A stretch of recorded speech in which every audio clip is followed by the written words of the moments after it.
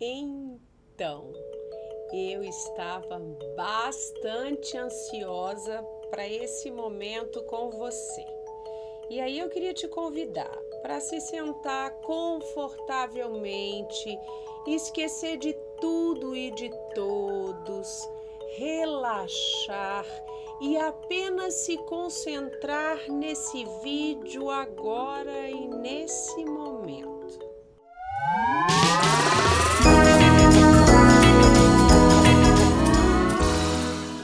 Você deve estar achando super estranho eu estar falando assim de uma forma quase meiga, mas lembre-se, eu estou em pleno controle da ansiedade.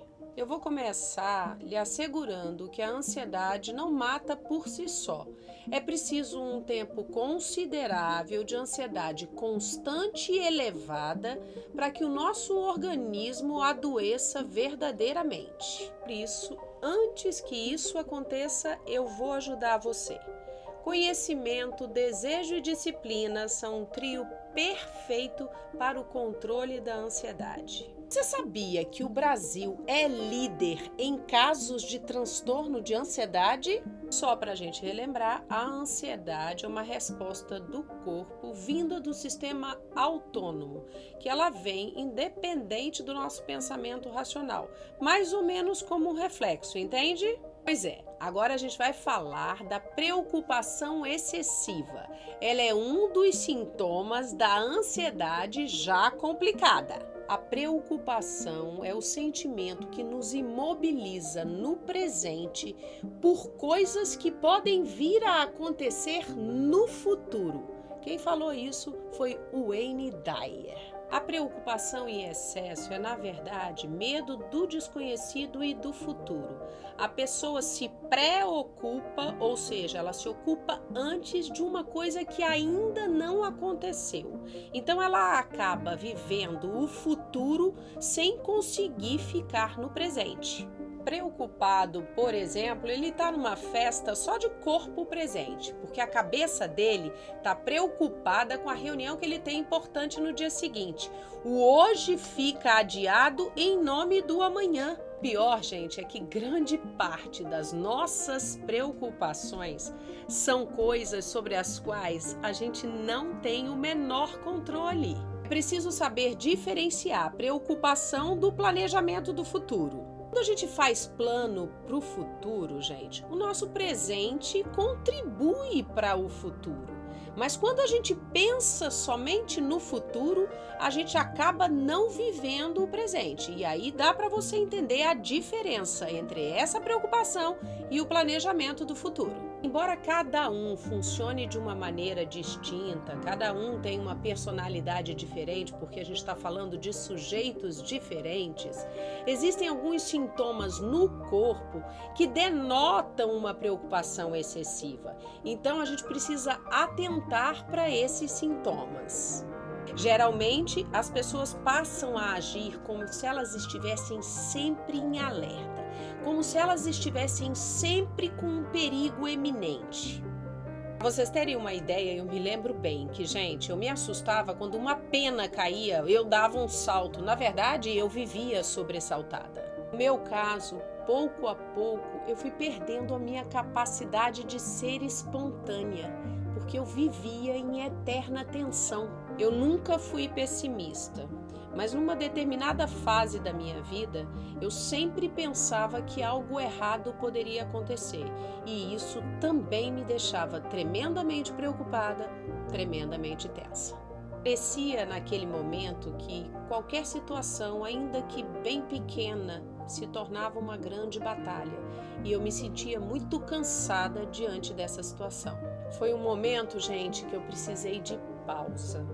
Eu realmente precisei parar. E houve um fator de suma importância: o meu autoconhecimento. Foi ele que me fez respeitar o meu limite e, acima de qualquer coisa, procurar ajuda. A preocupação excessiva fazia persistir na minha mente a ideia de que a qualquer momento um acontecimento adverso iria surgir. Então, eu me sentia responsável e obrigada a me antecipar. Tinha necessidade de controlar tudo, gente, e eu não admitia de jeito nenhum qualquer erro. Me lembro de uma vez, gente, que eu esqueci de pagar uma conta. Os juros eram mínimos, mas eu me martirizei durante um tempão sobre isso, entendeu? Como se eu realmente não pudesse errar. Havia uma sensação constante de urgência em resolver os problemas. Parece que dessa forma eu me aliviava da tensão. Eu acordava, levantava da cama, ia tomar café, mas antes do primeiro gole, eu já era inundada pelas preocupações. Eu repassava toda a minha agenda, ficava preocupada se a minha filha ia chegar bem na universidade, ficava preocupada se eu tinha pagado todas as contas daquelas datas. Enfim, gente, o problema é que as preocupações não diminuíam com o passar do dia. Eu tentava evitar esse quadro todo, gente, mas eu ficava mais preocupada por eu estar preocupada. Não sei se vocês estão entendendo. E aí, de repente, vinha uma dor no estômago que me deixava ansiosa, me deixava exausta, me dava um desejo enorme de ir para casa para eu relaxar. Poucas vezes eu fui, eu confesso, mas às vezes que fui, eu não relaxei.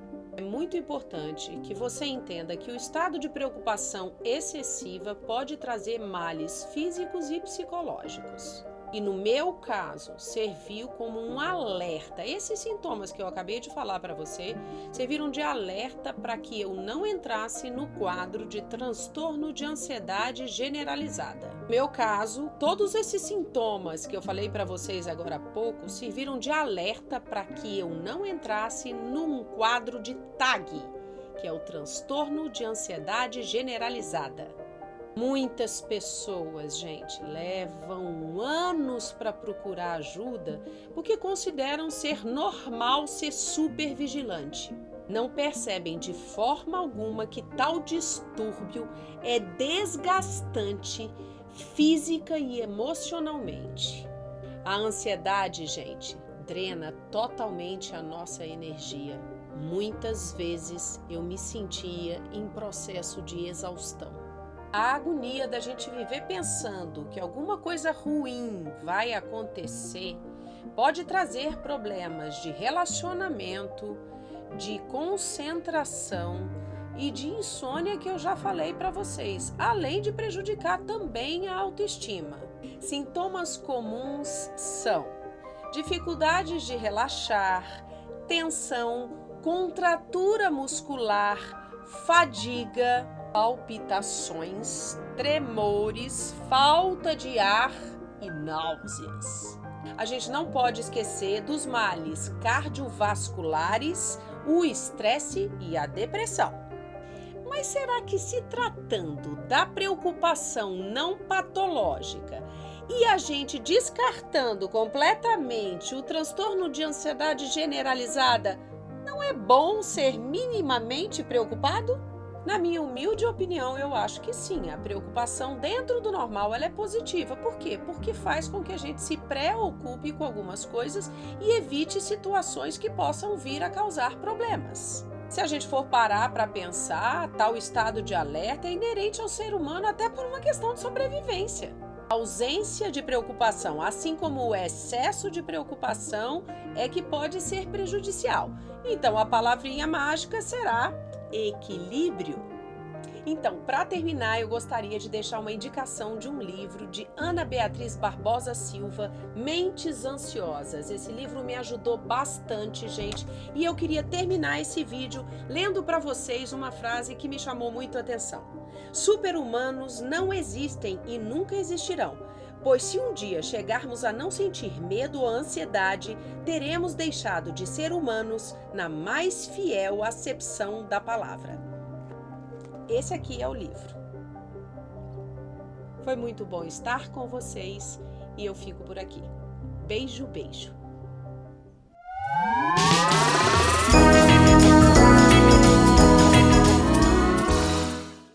Eu tava tão tranquilinha, né, gente?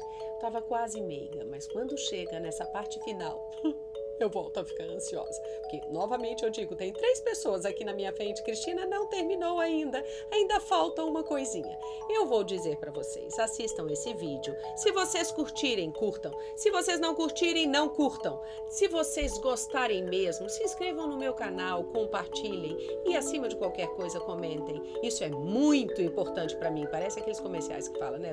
Sua opinião é muito importante para mim. Mas, enfim, é isso aí, gente. Beijo, beijo.